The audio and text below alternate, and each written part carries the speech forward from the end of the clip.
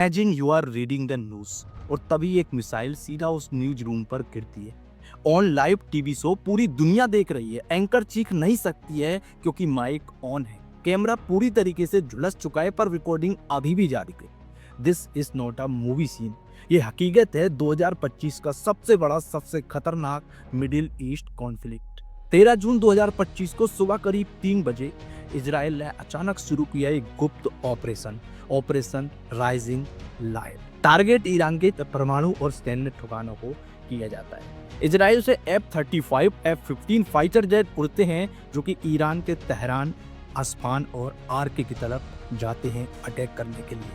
IRGC यानी कि Islamic revolutionary guard corporation के टॉप कमांडर हुसैन सलामी मारे जाते हैं। कई न्यूक्लियर साइंटिस्ट और टेक्नीशियंस की डेथ भी कंफर्म हुई है इस अटैक में। ईरान ने रिटालिएट करने की कोशिश की लेकिन इजराइल ऑलरेडी तैयार था। और इसी बीच 23 जून 2025 को हुआ सबसे खतरनाक सबसे चौंकाने वाला अटैक। IRGC के तेहरान में Islamic revolutionary guard of Iran broadcasting के हेडक्वार्टर पर इजराइल ने सीधा एयर अटैक करा दी, वो भी लाइव शो के दौरान।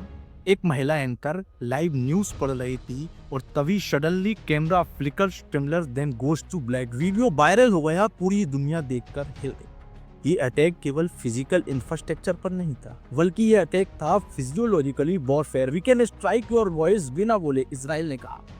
तो राधे राधे मित्रों, स्वागत है आपका एक बार फिर से आपके अपने YouTube channel around the peoples में, जहां हम बताते हैं आपको हर वो बात जो कि आपके लिए जानना बहुत जरूरी है। देखिए अभी क्या हो रहा है, ईरान और इजराइल का युद्ध चल रहा है और उस युद्ध में अब अमेरिका इन्वॉल्व हो चुका है। तो कई तरह के सवाल उठ रहे हैं, जिसमें सबसे पहला सवाल ये उठ रहा है, क्या थर्ड वर्ल्ड वॉर अब स्टार्ट होने वाला है। कुछ लोग ये भी कह रहे हैं कि हो सकता है कि जो अमेरिका है वो केवल आग में घी डालने का काम करता हो, क्योंकि कहीं भी युद्ध होगा आपने देखा होगा अमेरिका उठाएगा और पहुंच जाए। हर तरीके से मदद करता है वो किसी दूसरे देश को खत्म करने के लिए।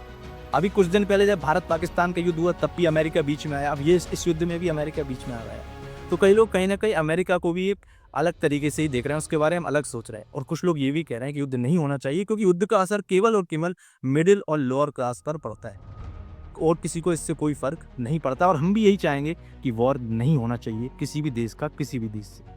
चलिए आगे बढ़ते हैं और आपको बता दें ईरान इजराइल की आखिर ये स्टार्टिंग कैसे हुई वार को, क्योंकि कभी वो दिन थे जब ये दोनों देश बहुत अच्छे दोस्त हुआ करते थे।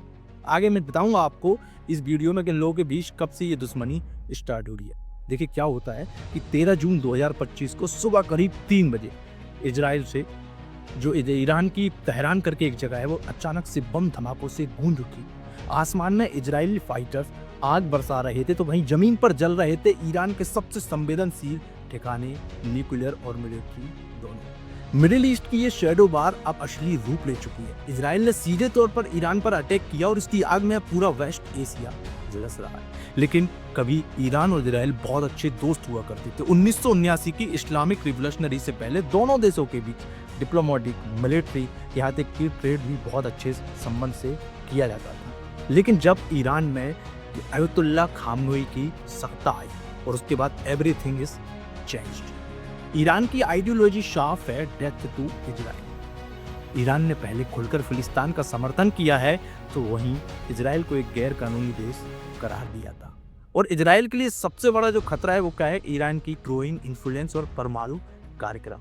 क्योंकि इजराइल को पता है कि ईरान अपनी इस परमाणु कार्यक्रम को आगे बढ़ रहा है और कहीं उसने अगर परमाणु बम बना लिया वो भी एक ताकतवर देश बन जाएगा। इसीलिए इजराइल ये सब नहीं चाहता है। और इसी बीच क्या होता है कि जो इजराइल होता है वो सीधे तौर पर एक ऑपरेशन लॉन्च करता है, ऑपरेशन राइजिंग लायन। ये एक प्री एम्पेटिक ऑपरेशन था, स्ट्राइक था और इसका मकसद सीधा ईरान की न्यूक्लियर पावर और मिलिट्री लीडरशिप को खत्म करना था। क्योंकि इजराइल जानता है कि ईरान बहुत जल्द परमाणु बम के करीब पहुंच चुका है और वो नहीं चाहता कि उसके अलावा कोई भी इस परमाणु बम को बनाने में सक्सेस हो सके। तेहरान, इस्फान, मसहर बम धमाकों से दहल उठे। IRGC की हाई रैंकिंग जनरल्स मारे गए। रिपोर्ट्स के मुताबिक हुसैन सलामी और मोहम्मद बागेरी दोनों या तो घायल हुए या मारे गए। बट क्वेश्चन ये है कि इजराइल ने इतना बड़ा कदम अभी क्यों उठाया। रीजन सीधा है, ईरान अपने न्यूक्लियर वेपन्स के बिल्कुल करीब पहुंच चुका था। IAEA की रिपोर्ट के मुताबिक ईरान के पास वेपन्स ग्रेड यूरेनियम की इंक्रीजमेंट कैपेबिलिटी अब पूरी हो चुकी है और इजराइल को लगता है कि अगर ईरान ने परमाणु बम बना लिया तो टेल अवीव खतरे में आ जाएगा। एंड डोंट फॉरगेट, इजराइल के पास खुद के 90 परमाणु बम हैं, लेकिन वो नहीं चाहता है कि कोई भी इस रेस में आगे आए। ईरान ने इस हमले को अपनी संपूर्णता पर सीधा हमला बताया और अगले ही दिन लॉन्च किया मैसिव रिलाइटेशन। 22 जून 2025 को अमेरिका ने भी इस युद्ध में ऑफिशियली अपना आप को इन्वॉल्व कर लिया। यूएस प्रेसिडेंट डोनाल्ड ट्रंप ने इसे अनाउंस किया कि हमने ईरान के तीनों न्यूक्लियर बंकर्स को बुरी तरह से डिस्ट्रॉय कर दिया है। ट्रंप ने यहाँ तक कह दिया कि हमें पता है कि खामने ही कहाँ छिपा है। What will wait next week कुछ बहुत बड़ा होने वाला है। ये सीधा न्यूक्लियर वार्निंग है। सुप्रीम लीडर को निशाना बनाया जा सकता है।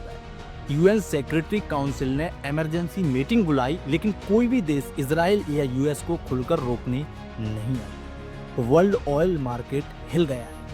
कच्चे तेल $160 पार कर गया है। इजराइल की इकोनॉमी लॉकडाउन में जा रही है तो वहीं ईरान की करेंसी फ्री फॉल पर। ईरान और इजराइल ना तो पड़ोसी हैं और ना ही सीमाएं साझा करते हैं, लेकिन दोनों एक दूसरे के एक्साइटमेंट थ्रेट के लिए बहुत तेजी से आगे बढ़ रहे हैं।